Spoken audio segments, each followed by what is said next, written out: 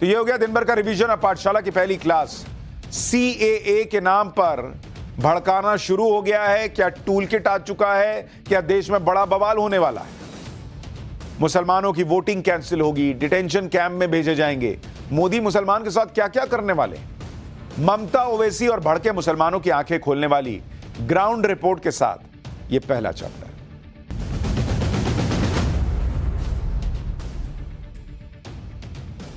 नागरिकता संशोधन अधिनियम यानी सीएए लागू होने के साथ ही सीएए के विरोधी भी फुल एक्टिव हो चुके हैं। सीएए के नियमों में साफ साफ लिखा है कि यह भारत के किसी भी नागरिक पर लागू नहीं होता। उसके बाद भी ऐसा माहौल बनाया जा रहा है जैसे यह कानून मुसलमानों के खिलाफ है। आप देखिए कि सीएए लागू होने के बाद मुसलमानों को कैसे कैसे भड़काया जा रहा है। फिर इसकी सच्चाई बताऊंगा। भाई, कोई कह दे रहा है कि मोदी सरकार तो नागरिकता छीन लेगी मुसलमानों की और लोगों को डिटेंशन कैंप में भेज देगी। कोई कह दे रहा है कि मुसलमानों के वोटिंग अधिकार ही छीन लिए जाएंगे, मतलब मुसलमान वोट ही नहीं दे पाएगा। कोई कह रहा है कि मुसलमानों को साबित करना होगा कि वो हिंदुस्तानी है। कोई कह रहा है कि चुन चुन कर मुसलमानों को निशाना बनाया जा रहा है। कोई ये कह दे रहा है कि 17 करोड़ मुसलमानों को कागज तैयार रखने चाहिए।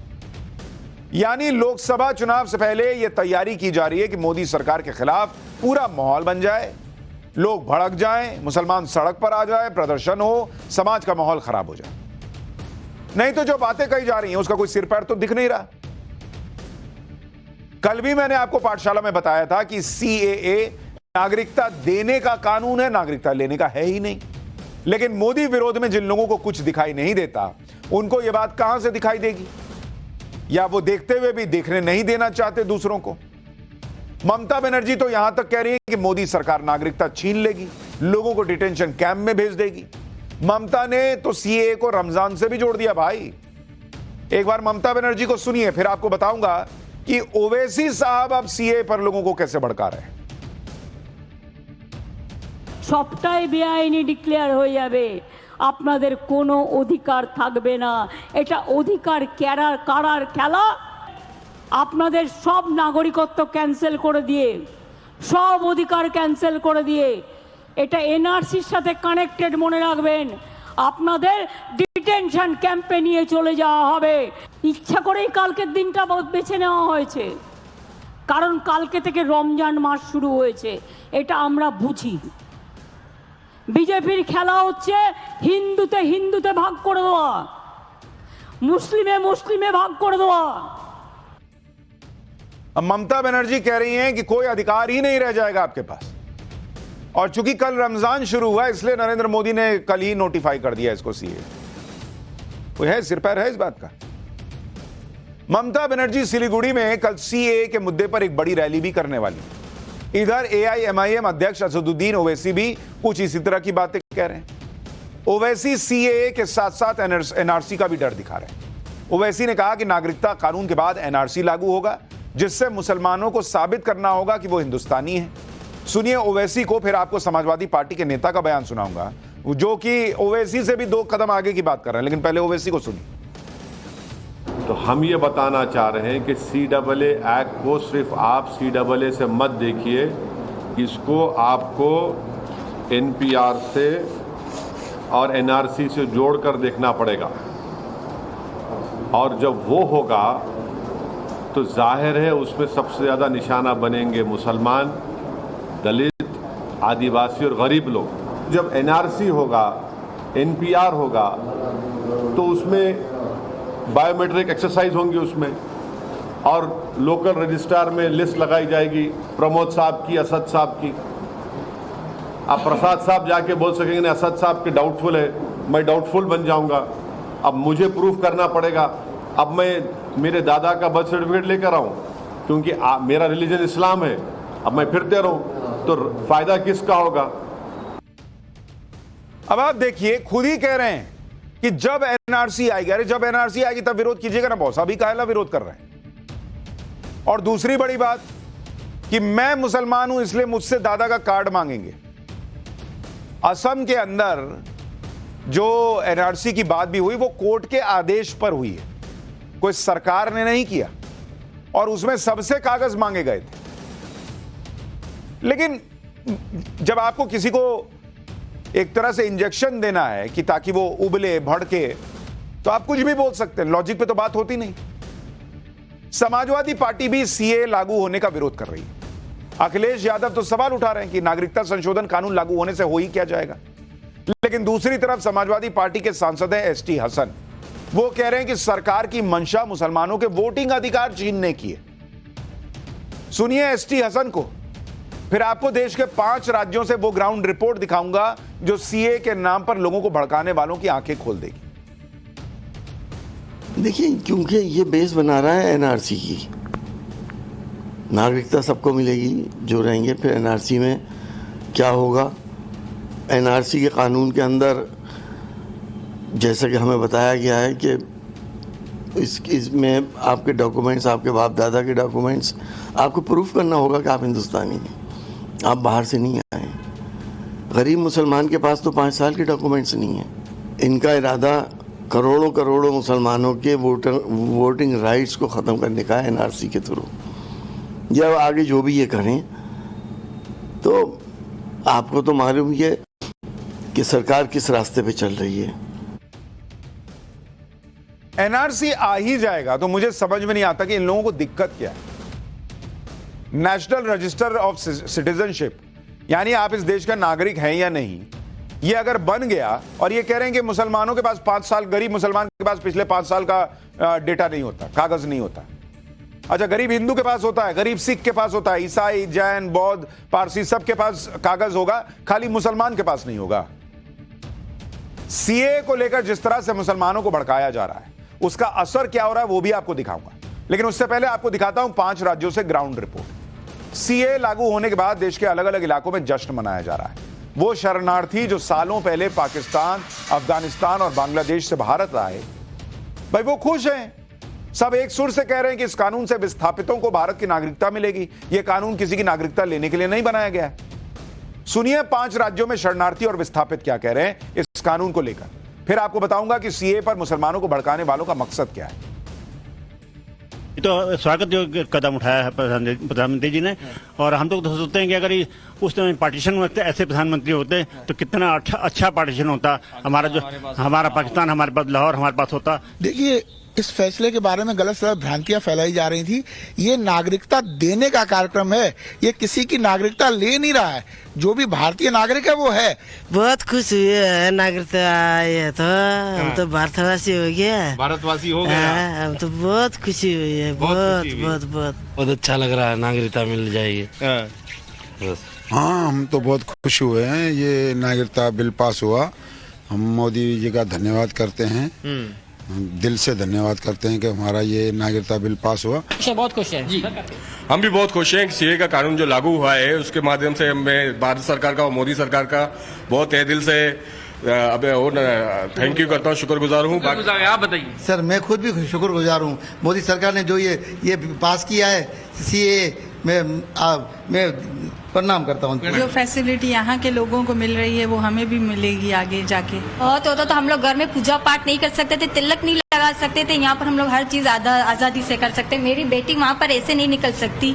वहाँ पर आजकल की जो मेरी भांजियाँ हैं, भतीजियाँ हैं, वहाँ पर वो बुरके में रहती हैं, कॉलेज जाती है, क्लासेज जाती है, बुरखा पहन कर जाती हैं। यहाँ पर हमारी बच्चियाँ खुले देखो कैसे घूम रही। जो मोदी जी ने ये कदम उठाया हमारे लिए तो बहुत, ऐसे समझो को दीपावली है, और जो हमारे समस्या से सब जो खत्म हो जाएंगे। अब किसी कम्युनिटी को घबराने की जरूरत नहीं है। ये साफ कहा गया है कि सब किसी की नागरिकता नहीं जाएगी। ये तो लगता है दिन कानून है, सैनिक होने की किसी को जरूरत नहीं है। आप लोग खुश हैं? हम लोग बहुत खुश हैं, बहुत खुश हैं। मोदी जी ने एक बार कहा भी था कि जब ये बंटवारा हुआ तो करतारपुर साहब 2 किलोमीटर पे था, तो कम से कम उसको इतनी रेखा इधर से खींची जा सकती थी। यानी लोग खुश हैं, लेकिन जो लोग सीए का विरोध कर रहे हैं उनको ये जश्न और खुशी दिखाई नहीं देगी, क्योंकि उनका एजेंडा अलग है। चाहे ओवैसी हो, चाहे ममता हो, सीए के विरोध में जिस तरह की बातें कर रहे हैं उसका असर क्या हो रहा है वो भी देखिए। दिल्ली की जामिया मिलिया इस्लामिया यूनिवर्सिटी में सीए के खिलाफ प्रदर्शन किया गया। यूनिवर्सिटी के अंदर छात्रों ने हाथों में सीएए डाउन के पोस्टर्स के साथ विरोध प्रदर्शन किया। इन छात्रों का क्या लेना देना है बॉस, बताइए तो सीए से। असम के गुवाहाटी में भी नागरिकता संशोधन अधिनियम के खिलाफ प्रदर्शन हुआ। सीएए की खिलाफत करने वाले पोस्टर और बैनर के साथ कई लोग सड़कों पर उतरे, केंद्र सरकार के खिलाफ नारेबाजी की गई। सीएए के खिलाफ केरल के तिरुवनंतपुरम में भी प्रोटेस्ट हुआ। लेफ्ट डेमोक्रेटिक फ्रंट यानी एलडीएफ के कार्यकर्ताओं ने सीएए के खिलाफ प्रोटेस्ट मार्च निकाला, यानी माहौल बनाने का काम शुरू हो गया। यह दिखाया जा रहा है कि कैसे सीएए के जरिए केंद्र सरकार मुसलमानों को परेशान कर रही है, और शायद यही मकसद भी है कि भड़काकर मुसलमानों के वोट हासिल कर लिए जाए। सीएए का विरोध करने वाले सभी लोगों को सिर्फ एक बात से शिकायत है कि इसमें मुसलमानों को शामिल नहीं किया गया। कोई उन लोगों की बात नहीं कर रहा जिनको सीएए में शामिल किया गया। यह भी भ्रम फैलाने जैसा ही है, क्योंकि सीएए में हिंदू, सिख, बौद्ध, जैन, पारसी और ईसाई समुदाय शामिल है। ये 6 समुदाय पाकिस्तान, अफगानिस्तान, बांग्लादेश में अल्पसंख्यक है, माइनॉरिटी हैं। ये तीनों ही देश मुस्लिम देश हैं जहां अल्पसंख्यकों की हालत बहुत अच्छी नहीं है।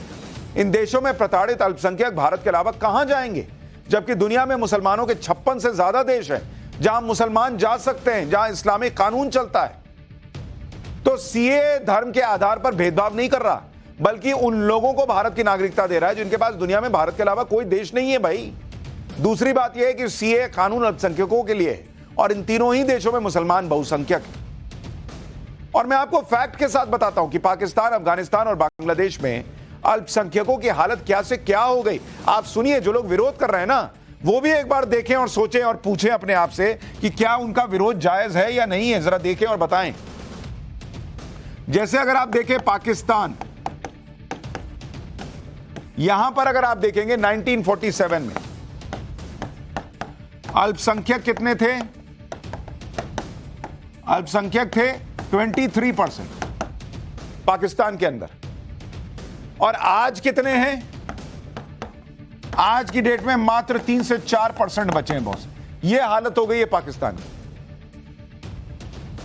अल्पसंख्यकों पर सालाना 100 से ज्यादा हमले होते हैं, और 2013 के बाद पाकिस्तान के अंदर अल्पसंख्यकों पर 3769 हमले हुए।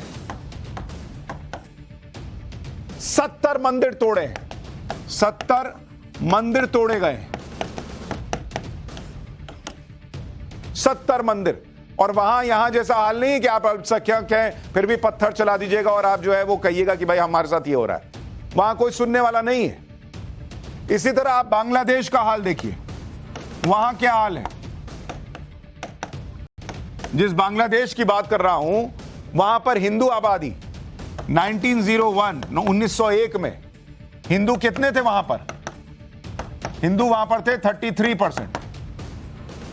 2022 में बांग्लादेश के अंदर कितने हिंदू रह गए? मात्र 7.9%। यह हाल है भाई। पिछले 27 साल में 53 लाख हिंदू गायब हो गए। कहां चले गए किसी को नहीं पता। और आप कह रहे हैं कि इनको क्यों नागरिकता दी जा रही है? सालाना 2 लाख हिंदू मिसिंग है। कहा जा रहा है ये सभी माइग्रेट कर गए। हर चुनाव के बाद माइग्रेशन रेट बढ़ जाता है। इसके अलावा नवरात्रि में मंदिरों पर हमला, हिंसा, तोड़फोड़ की घटनाएं आम है। हिंदुओं को अपने त्योहार तक मनाने में वहां डर लगता है। अब इन लोगों को अगर भारत में नागरिकता नहीं मिलेगी तो किस देश में जाएंगे भाई? यानी यह साफ दिख रहा है कि सीएए का मामला मुसलमानों से बिना वजह जोड़ा जा रहा है। इससे भारत के किसी भी मुसलमान का कोई संबंध नहीं। उसके बाद भी सीएए के विरोधी मुसलमानों को भड़काने में लगे हुए हैं।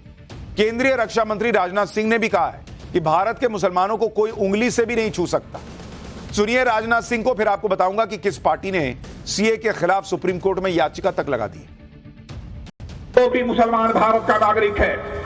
मैं दावे के साथ भारत का रक्षा मंत्री होने के नाते कहना चाहता हूं, उसकी नागरिकता समाप्त करने की बात तो दूर, उंगली से भी उसे कोई छू नहीं पाएगा। मैं पूरी तरह से यकीन दिलाता हूं। मोदी विरोधियों का एक पैटर्न रहा है कि मोदी सरकार के हर फैसले को सुप्रीम कोर्ट में चुनौती दे दो। सीएए के मामले में भी ऐसा ही हुआ है। केरल की एक पार्टी है इंडियन यूनियन मुस्लिम लीग यानी IUML, जिसने सीएए के खिलाफ सुप्रीम कोर्ट में अपील कर दी। इसमें कहा गया है कि सीएए असंवैधानिक और भेदभावपूर्ण है। यह कानून मुस्लिम समुदाय के खिलाफ है। कानून में नागरिकता को धर्म से जोड़ा गया है, इसलिए पहली नजर में यह असंवैधानिक है। सुप्रीम कोर्ट सीएए पर रोक लगा दे। जैसे आर्टिकल 370 हटाने के बाद सुप्रीम कोर्ट में याचिकाएं लगाई गई थी, उसी तरह से सीए के मामले में भी हो रहा है। जो लोग 370 हटाने का विरोध कर रहे थे, वही लोग सीए का भी विरोध कर रहे हैं। सुनिए उमर अब्दुल्ला को कि सीए पर क्या कह रहे हैं, फिर तमिलनाडु और केरल सरकार के बयानों की भी सच्चाई बताऊंगा। बीजेपी का हमेशा अगर निशाना रहा है तो मुसलमान रहा है। सीएए में भी अगर आप देखें तो चुन के सिर्फ मुसलमानों को निशाना बनाया है। अभी तक तो लग रहा था कि बीजेपी वाले 400 सीटों का दावा कर रहे थे।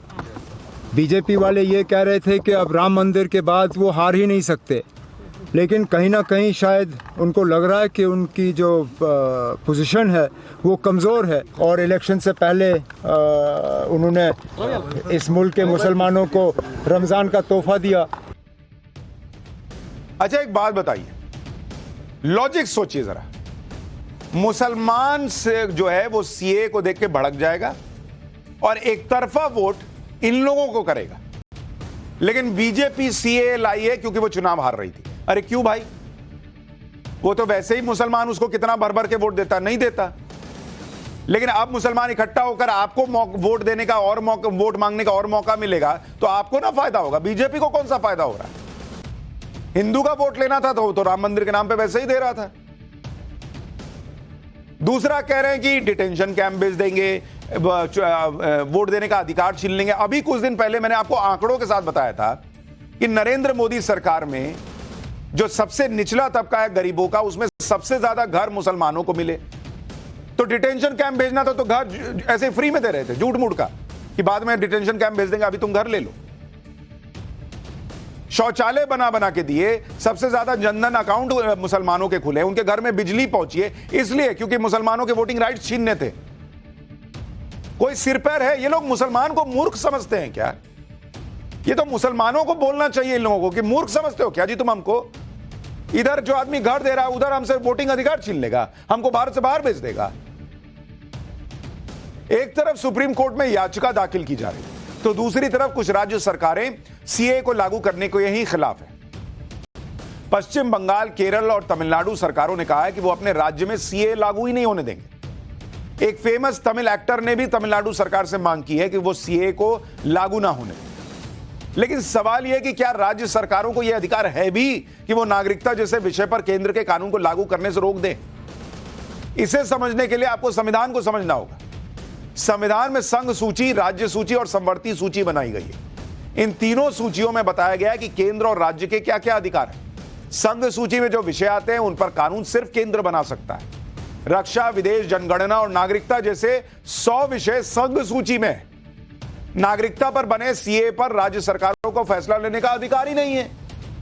सीए नागरिकता से जुड़ा हुआ है तो इसलिए इसे किसी हाईकोर्ट में चुनौती भी नहीं दी जा सकती। साल 2020 में ही सुप्रीम कोर्ट कह चुका है कि सीए से जुड़ा कोई मामला हाईकोर्ट में नहीं सुना जाएगा। यानी जो राज्य सरकारें ये कह रही हैं कि वो सीए को लागू नहीं होने देंगी, उनके पास कोई अधिकार ही नहीं है बॉस की वो रोक देंगी। बिना संविधान को जाने इस तरह की बातें करना लोगों को गुमराह करने जैसा है। राज्यों को सीएए लागू करना ही होगा। तो जो आपसे कह रहे हैं कि हम नहीं लागू करेंगे अपने राज्य में, उनसे पूछिए कि कौन से प्रावधान से नहीं लागू करोगे, जरा वो बताओ। कपिल सिब्बल जो सालों तक कांग्रेस के नेता रहे हैं, उन्होंने भी साल 2020 में सीए को लेकर कहा था और यह बात आज कांग्रेस को याद दिलाता हूं। सिब्बल ने कहा था कि कोई भी राज्य सीएए को लागू होने से नहीं रोक सकता, यह असंवैधानिक है। अगर सीए संसद से पारित हो गया है तो कोई राज्य ये नहीं कह सकता कि वो इसे लागू नहीं करेंगे। यह संभव ही नहीं है। आप इसका विरोध कर सकते हैं, विधानसभा में इसके खिलाफ प्रस्ताव पास कर सकते हैं और केंद्र सरकार से इसे वापस लेने के लिए कह सकते हैं, लेकिन इसको रोक नहीं सकते। यह कपिल सिब्बल तक कह चुके हैं। यानी कुल मिलाकर सारा मामला यह है कि कैसे भी करके मुसलमानों को पीएम मोदी का डर दिखाओ और मुसलमानों के वोट हासिल कर लो। जबकि मैंने आपको पाठशाला में पहले ही बताया था कि पीएम मोदी ने मुसलमानों के लिए क्या क्या किया। जनधन योजना के 42% बैंक खाते मुसलमानों के खुले, इसलिए कि उनको भारत से बाहर निकालना था। पीएम आवास योजना के 31% घर मुसलमानों को मिले। किस लिए? क्योंकि उनको डिटेंशन कैंप भेजना था। पीएम किसान निधि योजना के 33% लाभार्थी मुसलमान हैं। उज्ज्वला योजना के 37% लाभार्थी मुसलमान हैं। स्किल इंडिया प्रोग्राम के लाभार्थियों में 22.7% मुसलमान हैं।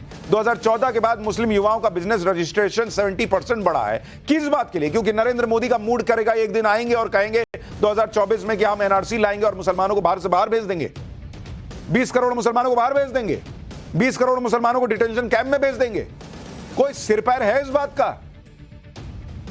और मैं आश्चर्यचकित रह जाता हूं कि कैसे बताइए, यूनिवर्सिटी में लोग खड़े होकर, पढ़े लिखे लोग खड़े होकर सीए डाउन के पोस्टर लहरा रहे हैं, तो गरीब मुसलमान जो पढ़ा लिखा नहीं है उसको तो कोई भी बरगला देगा।